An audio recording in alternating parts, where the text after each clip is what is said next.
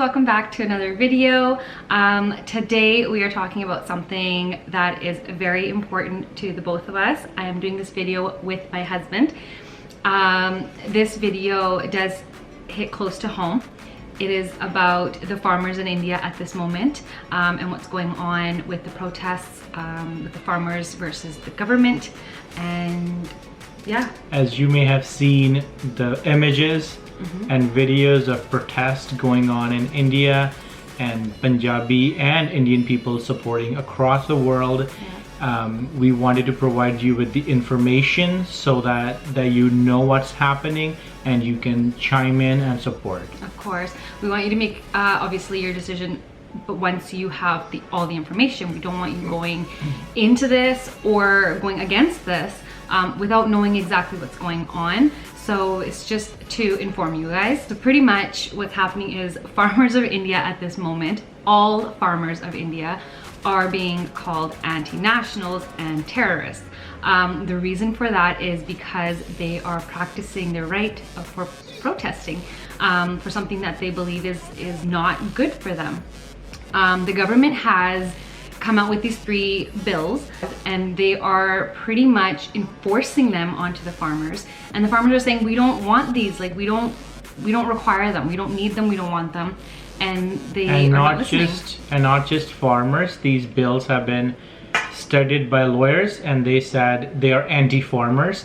They will do more damage than any good. Right. Hence the farmers are protesting and the country is standing in solidarity with the farmers.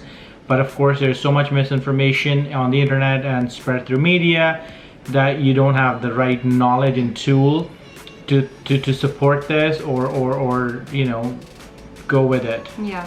So one thing that really hit me was they made these laws, they're saying, for the farmers without consulting them at all.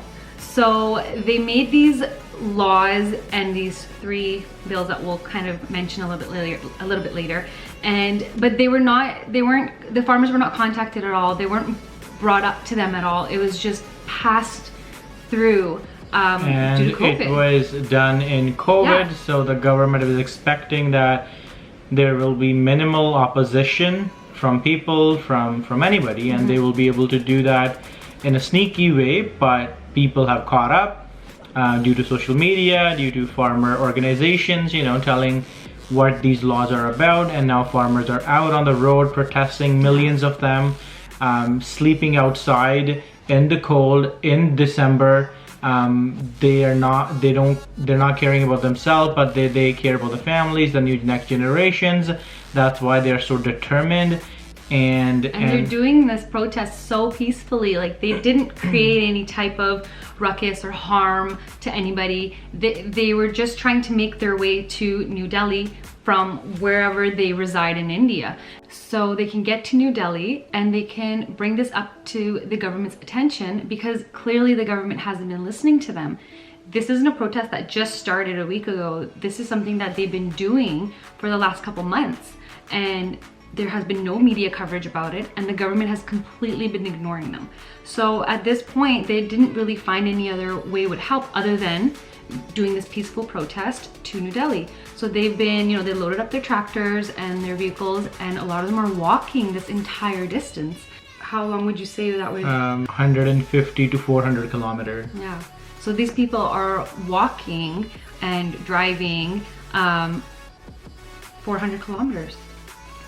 And instead of listening to them and receiving them, or you know, providing awareness about it, the government tried to stop them at various checkpoints by using the local police, and they put barriers there. They dig out the land. They actually dug out land. Like, they dug out land so they couldn't go any further. And what did they do? They filled up that void and they went right over it. They have these tear gases that they're using, and they're using water cannons. Water cannons. They're beating them. And then when they're done with all of this, and you know, they do langar, which is like they're making the food and they're serving. They feed them first, the police officers. that have been doing all this to them. So there is police, there are people that are supporting them, but at the same time they're listening to the government orders that are to stop this protest at any cost and disperse the crowd so they can go back. But people are in strong spirits. They are, you know, more power to them. But they've been doing great, and now this has caught attention of the media around the world, and government leaders have now asked Modi to look into it. Of course, they don't like it, but they have to now look into it. Yeah.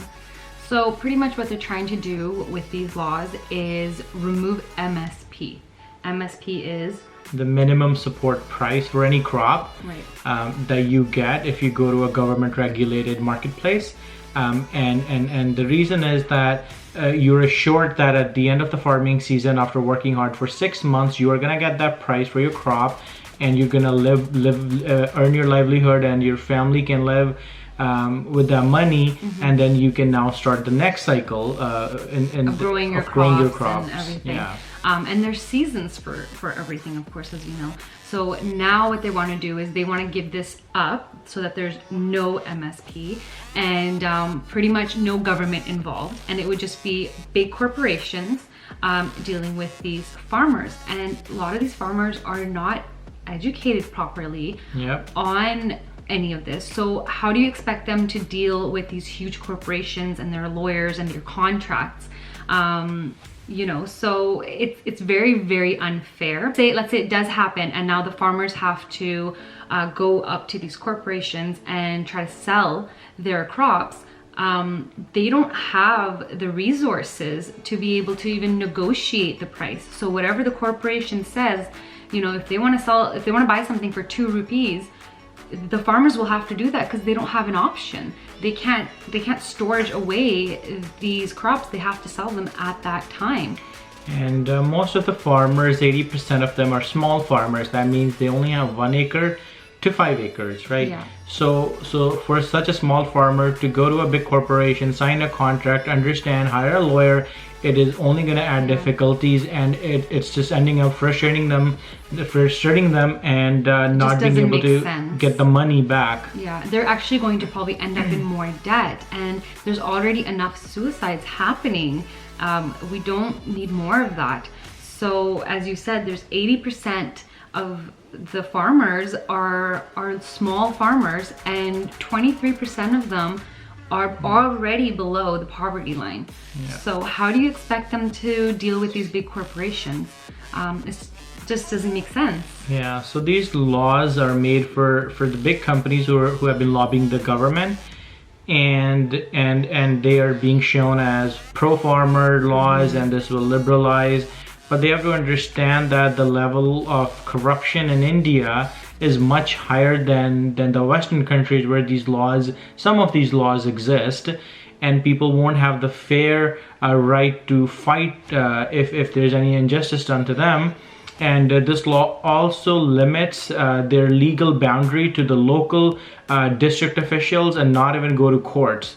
So, and these local district officials can be bribed by the corporations, which will... A big thing to do in India. It's a very normal thing. You can bribe anybody, any department, and get over with it. People have, you know, I don't want to say much, but let's just stick to the farmers topic and support them in any way we can. Yeah, so that's pretty much why we're making this video, is just to inform you about some of these things, kind of as simply as we can, so you understand them and that you can make an educated decision.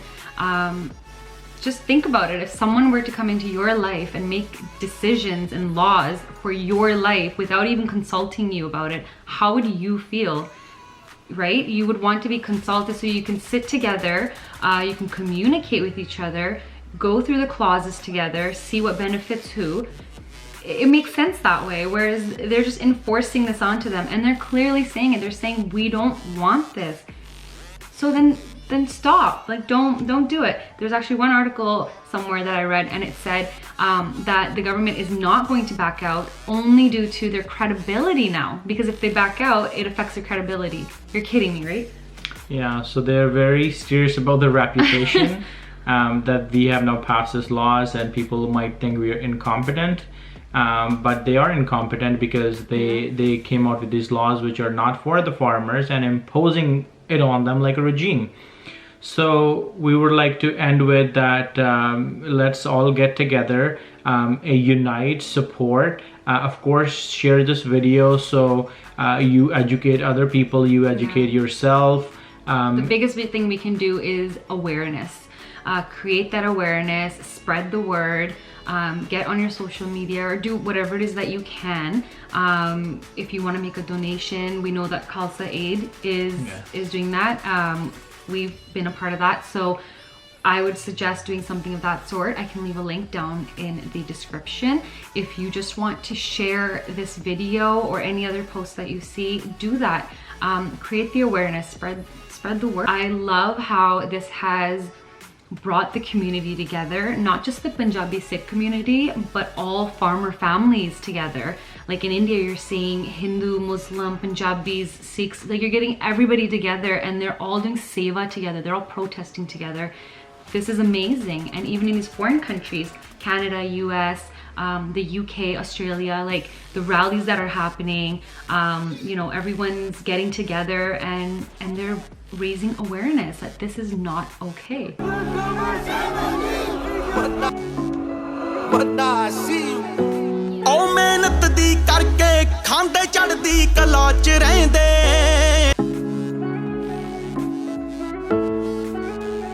End that off there, and please do share this video. And do what you can to raise awareness.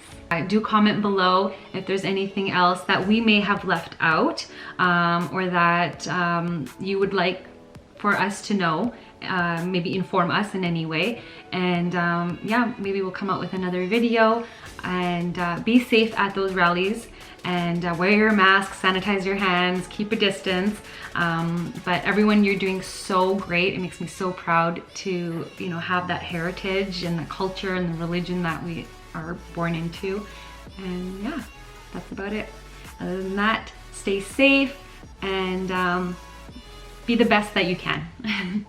Bye guys.